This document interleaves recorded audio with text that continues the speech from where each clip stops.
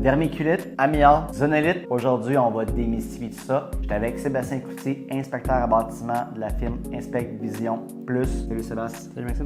Vas-y, je te laisse de nous parler de tout ça. Donc en fait, la vermiculite, c'est assez simple. C'était un isolant qui était utilisé des années 70, 80, 90. La vermiculite, c'était de la roche qui prenait dans une carrière, faisait couper en petits morceaux et qui faisait cuire. Donc ça gonflait puis ça venait créer des poches d'air, ce qui faisait un isolant. Mais on s'est rendu compte avec les années qu'il y avait des carrières qui étaient contaminées avec de l'amiante. Donc Zonolite était une des compagnies qui est le plus connue finalement, une carrière qu'il y avait aux États-Unis. Donc la vermiculite était surtout utilisée dans les entretoits. Il y en a eu certains utilisés dans les murs, sous les planchers. Donc encore là, la seule façon de vérifier si on a de l'amiante dans la vermiculite, c'est vraiment de faire tester votre amiante. Donc il va vous sortir un pourcentage de combien de fibres d'amiante qui est présent. Et l'amiante, on sait que c'est dangereux pour la santé quand c'est volatile. Donc les fibres d'amiante, quand on la respire, viennent se coller sur les parois des poumons qui pouvaient créer de l'amiantose. Il faut se rappeler que la vermiculite en tant que telle, tant qu'on ne touche pas, c'est pas dangereux. C'est vraiment quand c'est volatile, donc quand on la brasse, quand on fait des rénovations. C'est pour ça que c'est important de faire tester votre vermiculite. Merci Sébastien, ça fait plaisir. C'était excellent. Si vous avez la moindre question,